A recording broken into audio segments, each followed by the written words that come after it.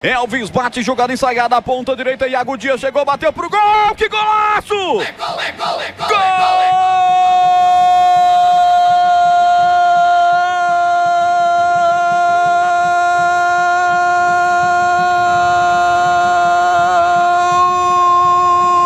da Ponte!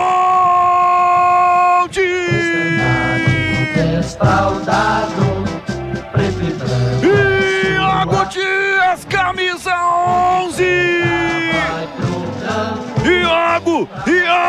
Iago, camisa 11! Ele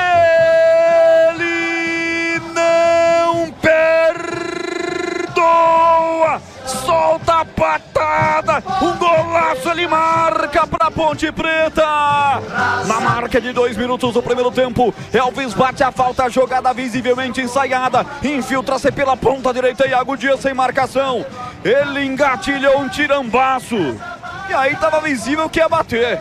É que é daquele momento, daquele lance, daquele território, todo mundo cruza. Mas ele deu pinta que ia bater. Aí o goleiro João Carlos ficou esperando que ia ser um cruzamento. A bola veio enviesada, com uma curva sensacional. Um chute de 3 dedos do atacante pontepretano.